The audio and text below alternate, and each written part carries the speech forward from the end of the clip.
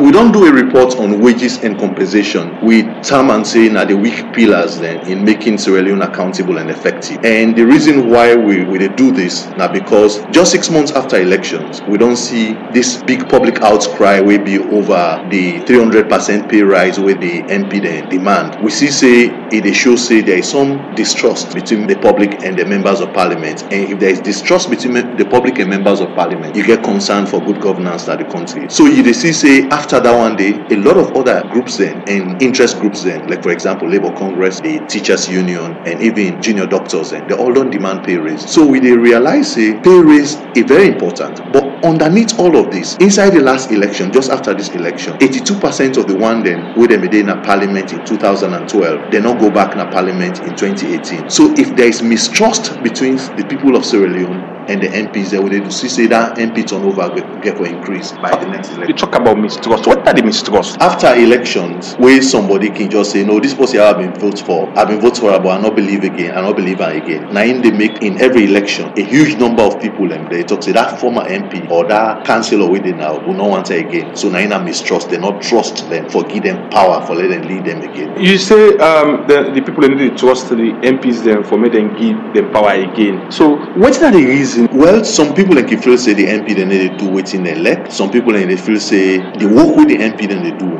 they're not effective as holding the government to account because the basic role of the MP now for make the laws and way effective for your country and now for hold the government to account and you represent your people and well in the process of doing all of that. If people and they get suspicion say this person will go through parliament where they appoint them, that person they will not think say qualify and will get evidence say he not qualify. And if people they feel say this particular law we don't pass, that law they you get interest groups then we then try for convince MP then way in a way we're not proper for let that law they pass. So because of all of that, people in the beginning lost confidence in the very honorables then where they appoint. But we know say over and beyond that, pay and compensation now they at the heart of all of this. Inside salon we they see somebody get big responsibility. Somebody they control like 50 billion every year. They pay 2 million per year. Like for example, not to just the MP. If you watch the mayor of Freetown City Council, you watch the Inspector General of Sierra Leone Police, you watch even heads of civil service, the civil servants their salary then low and low and low. So if somebody they get huge resources where they control every year, they get small pay. So we just take and say pay and compensation they are the heart of accountability and good governance in Sierra Leone. Pay increase where the MPs and they call for that huge amount is justifiable. In many ways, we need for pay with members of parliament then a living wage. But I think say beyond just the justification for the pay increase, we know say beaucoup of the when they request is ridiculous.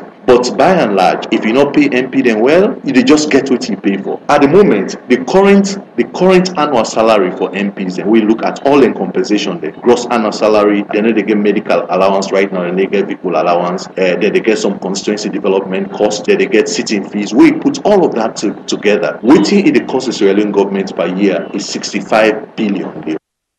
Well, that's now the Executive Director for IGR, Institute for Governance Reform, and Lavali be the talk on that interview with Mange Mansari.